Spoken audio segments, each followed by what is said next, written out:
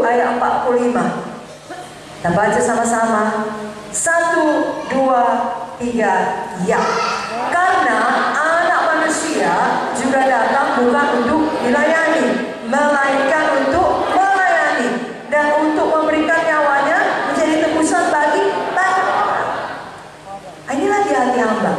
Jadi datang untuk melayani, bukan untuk dilayani, dan untuk memberi nyawanya bagi tebusan banyak orang. Saya dan saudara biarlah suka memberi, suka berkorban. Memang enak dikasih hadiah. Semua kita senang kalau dapat hadiah. Amin. Tapi sebenarnya menurut Alkitab lebih bahagia kalau kita yang memberi. Kisah 20 ayat 35 jelas mengatakan adalah lebih berbahagia memberi daripada menerima.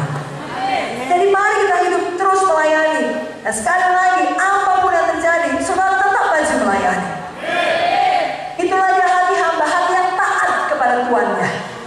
Siapakah Tuhan kita? Tuhan Yesus, Bapa di sorga. Haleluya.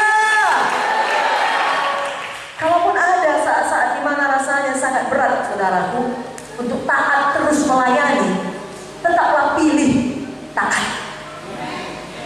Semua kita tahu, kalau seseorang mau naik tingkat, khususnya dari SD ke SMP, SMP ke SMU, apalagi masuk universitas, apalagi tamat jadi sarjana, harus melalui tes. Makin tinggi tingkatannya makin berat. Seberat-beratnya ujian SD, lebih berat ujian SMP.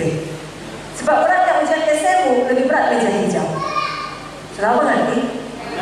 Demikian saudara, semakin saudara bertumbuh di dalam Tuhan, kerap kali ketaatan saudara harus bayar dengan lebih berat. Tetapi teruslah bayar, artinya saudara terus naik tingkat. Amin saudaraku. Karena ini juga teladan Tuhan. Dia taat saudaraku. Dia tahu dia datang ke dunia ini untuk menebus nyawa kita. Tapi sampai pada saat terakhir bukan mudah. Di Taman Getsemani 3 kali dia berdoa. Begitulah Tuhan Yesus sungguh-sungguh berdoa karena sangat berat dirasakan yang taat kepada Bapa. Doanya adalah bukan kehendakku jadi Bapa, tapi kehendakmu lah yang jadi. Alkitab mengatakan peluknya menjadi darah. Ada ilmu kedokteran yang mengatakan kalau seseorang sangat stres berat, ringannya bisa menjadi darah. Tapi Tuhan Yesus menang, dia tetap taat, dia pergi ke salib. Bila saya dan saudara tetap taat, kita tahu kita ditentukan untuk melayani Tuhan sampai akhir hidup. Yang keempat, seorang hamba Tuhan yang sejati melakukan pelayanan bukan untuk mencari upah. Adakah di ayat Yohanes 13 yang kita baca tadi, begitu siap Yesus membasuh kaki murid-muridnya, sudah bersih semua, lalu dia berdiri. Simon, kakimu paling kotor, 50.000. Andreas, kau nggak begitu kotor, diskon 25.000. Kalau tahu segini, gak ada di charge-nya saudara. Bahkan dia tidak berkata, bilang apa? Terima kasih dong. Menamennya.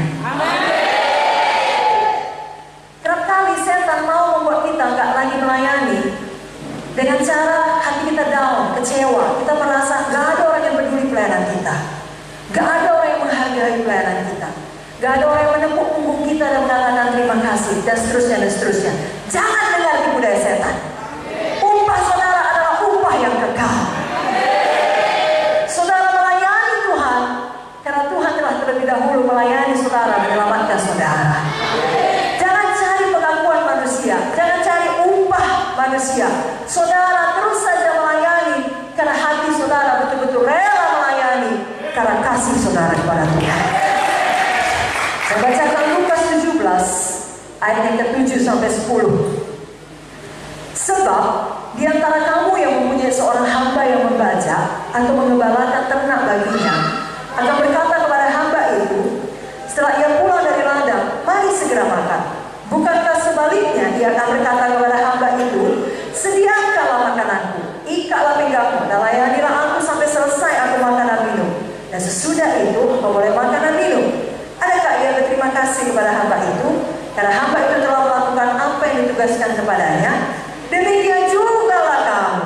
Apabila kamu telah melakukan segala sesuatu yang ditugaskan kepadamu, hendaklah kamu berkata, kami adalah hamba-hamba yang tidak berguna, kami hanya melakukan apa yang harus kami lakukan.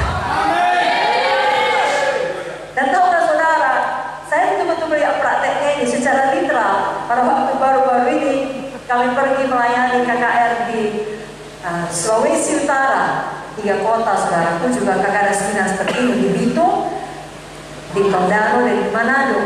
Lalu hamba Tuhan yang selalu menyupiri kami adalah Gembala Sidang Bitung. Karena sampai malam, karena begitu sampai dari airport, kami langsung melayani seminar gereja di Bitung, lalu makan bersama dengan jemaat, fellowship, foto-foto, langsung ke Tondano. Jadi menempuh lagi beberapa waktu lamanya, 1 jam lebih saudaraku. Sampai di sana sudah lewat tengah malam. Kemudian dia berkata kepada hamba Tuhan itu, terima kasih banyak lah, ya sudah capek kau membawa mobil seperti ini. Bu, saya adalah hamba yang tidak berguna, yang hanya melakukan apa yang harus dilakukan. Tidak dibawa saudaraku, memang firman itu hidup dalam hatinya. Baginya pelayanan adalah satu kehormatan. Itulah hati yang perlu kita teladani, karena itu juga hati Yesus. Saudara melakukannya dengan motivasi yang benar, ya, bukan demi upah berupa uang, kekayaan, ketenaran atau apa saja, tapi betul-betul karena mengasihi Tuhan. Dalam Kolose 3 ayat 23 sampai 24, saya bacakan kepada Bapak Ibu Saudara. Kolose pasal 3 ayat 23 sampai 24. Apapun juga yang kamu perbuat, perbuatlah dengan segenap hatimu, seperti untuk Tuhan dan bukan untuk manusia. Ayat 24 kita baca sama-sama, 1, 2, 3 ya. Kamu tahu bahwa dari Tuhanlah kamu akan menerima bagian yang ditentukan bagimu sebagai upah. Kristus adalah Tuhan dan kamu hambanya. Haleluya. Tahukah saudara, kalau ayat ini kita hidupin jadi rema bagi kita, apapun pekerjaan yang kita buat, kita bisa senang. Nyuci piring pun senang. Kenapa? Kita buat untuk Tuhan. Sehingga kalaupun ada anggota keluarga kita tidak menghargai kita selalu mencuci piring, barusan siap kita cuci, dia makan, gak dicucinya piringnya, kita gak marah, kita lagi yang cuci. Kita tahu kita bukan untuk Tuhan. Kita tahu dari Tuhan